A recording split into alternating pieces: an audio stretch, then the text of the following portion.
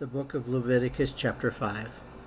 If a person sins in hearing the utterance of an oath and is a witness, whether he has seen or known of the matter, if he does not tell it, he bears guilt.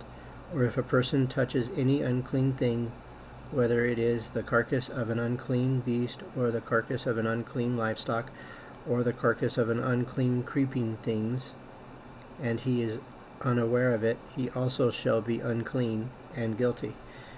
Or if he touches human uncleanliness, whether uncleanness with which a man may be defiled, and he is unaware of it, when he realizes it, then he shall be guilty. Or if a person swears, speaking thoughtlessly with his lips, to do evil or to do good, whatever it is that a man may pronounce by an oath, and he is unaware of it, when he realizes it, then he shall be guilty in any of these matters. And it shall be, when he is guilty in any of these matters, that he shall confess that he has sinned in that thing, and he shall bring his trespass offering to the Lord for his sin which he has committed, a female from the flock, a lamb or a kid of the goats, as a sin offering. So the priest shall make atonement for him concerning his sin. If he is not able to bring a lamb, then he shall bring to the Lord for his trespass, which he has committed, 2 turtle doves or 2 young pigeons, one as a sin offering and the other as a burnt offering. And he shall bring them to the priests, who shall offer that which is for the sin offering first, and wing off its head from its neck, but shall divide it completely. Then he shall sprinkle some of the blood of the sin offering on the side of the altar, and the rest of the blood shall be drained out at the base of the altar. It is a sin offering, and he shall offer the second as a burnt offering, according to the prescribed manner. So the priest shall make atonement on his behalf for his sin which he has committed, and it shall be forgiven him. But if he is not able to bring 2 turtle doves or 2 young pigeons, then he who sinned shall bring for his offering 1/10 of an ephah of fine flour as a sin offering. He shall put no oil on it, nor shall he put frankincense on it, for it is a sin offering. Then he shall bring it to the priest, and the priest shall take the handful of it as a memorial portion and burn it on the altar according to its offerings made by fire to the Lord. It is a sin offering. The priest shall make atonement for him for his sin that he has committed in any of these matters, and it shall be forgiven him. The rest shall be the priest's as a grain offering. Then the Lord spoke to Moses, saying, If a person commits a trespass and sins ultimately in regard to the holy things of the Lord, then he shall bring to the Lord as his trespass offering a ram without blemish for the flocks, with your valuation in shekels of silver, according to the shekel of the sanctuary, as a trespass offering. And he shall make restitution for the harm that he has done in regard to the holy thing, and shall add 1/5 to it and give it to the priests. So the priest shall make atonement for him with the ram of the trespass offering, and it shall be forgiven him. If a person sins and commits any of these things which are forbidden to be done by the commandments of the Lord, though he does not know it, yet he is guilty and shall bear his iniquity. And he shall bring to the priest a ram without blemish from the flock, with your valuation as a trespass offering. So the priest shall make atonement for him regarding his ignorance, in which he erred and did not know it, and it shall be forgiven him. It is a trespass offering. He has certainly trespassed against the Lord. The book of Leviticus, chapter 6. And the Lord spoke to Moses, saying, If a person sins and commits a trespass against the Lord by lying to his neighbor about what was delivered to him for safekeeping, or about a pledge, or about a robbery, or if he has extorted from his neighbor, or if he has found what was lost, and lies concerning it, and swears falsely in any of these things that a man may do in which he sins, then it shall be because he has sinned and is guilty, that he shall restore what he has stolen, or the thing which he has extorted, or what was delivered to him for safekeeping, or the lost thing which he found, or all that about which he has sworn falsely. He shall restore its value and 1/5 more to it, and give it to whomever it belongs, on the day of his trespass offering.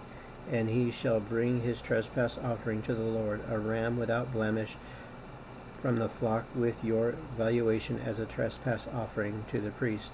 So the priest shall make atonement for him before the Lord, and he shall be forgiven for any one of these things that he may have done in which he trespasses.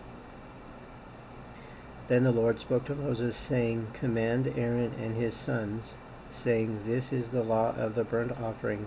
The burnt offering shall be on the hearth upon the altar all night until morning, and the fire of the altar shall be kept burning on it.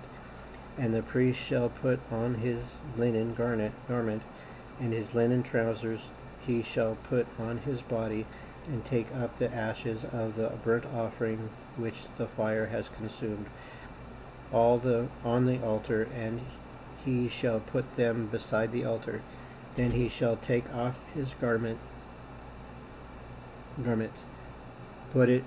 put on other garments, and carry the ashes outside the camp to a clean place, and the fire in the altar shall be kept burning on it, shall not be put out, and the priest shall burn wood on it every morning, and lay burnt offering in order on it, and he shall burn it the fat of the peace offerings.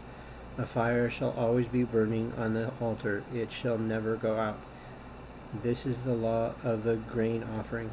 The sons of Aaron shall offer it on the altar before the Lord. He shall take from it his handful of the fine flour of the grain offering, with its oil and all the frankincense which is on the grain offering, and shall burn it on the altar for a sweet aroma, as a memorial to the Lord. And the remainder of it Aaron and his sons shall eat with unleavened bread, and it shall be eaten in a holy place, in the court of the tabernacle of meeting. They shall eat it. It shall not be baked with leaven. I have given it as their portion of my offerings made by fire. It is most holy, like the sin offering and the trespass offering. All the males among the children of Aaron may eat it. It shall be a statute forever in your generations concerning the offerings made by the fire to the Lord.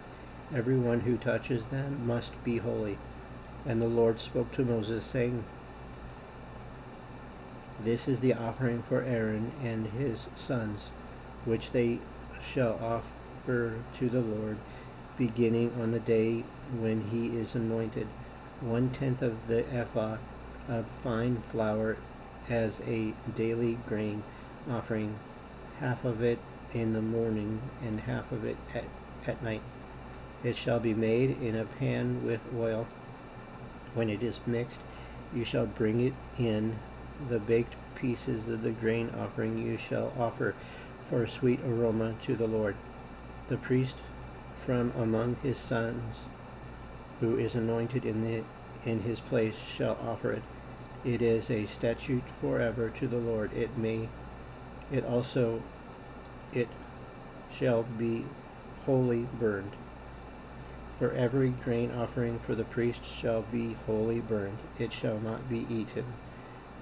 Also the Lord spoke to Moses, saying, Speak to Aaron and to his sons, saying, This is the law of the sin offering. In the place where the burnt offering is killed, the sin offering shall be killed before the Lord. It is most holy.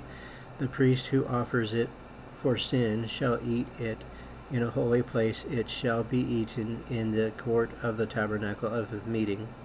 Everyone who touches its flesh must be holy, and when its blood is sprinkled on any garment, you shall wash that on which it was sprinkled in a holy place.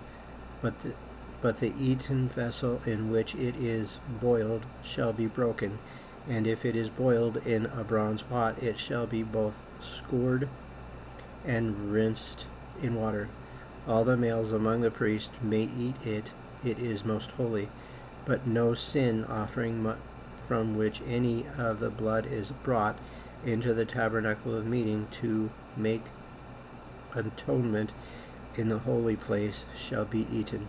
It shall be burnt in the fire.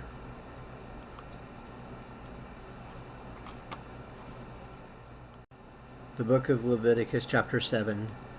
Likewise, it is the law of trespass offering. It is most holy. In the place where they kill the burnt offering, they shall kill the trespass offering and its blood.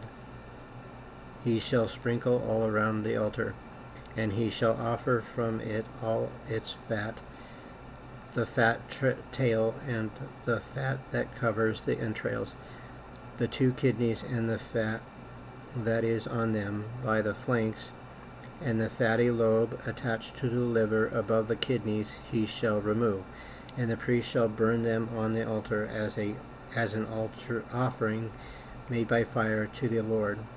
It is a trespass offering. Every male among the priests may eat it. It shall be eaten in a holy place. It is most holy.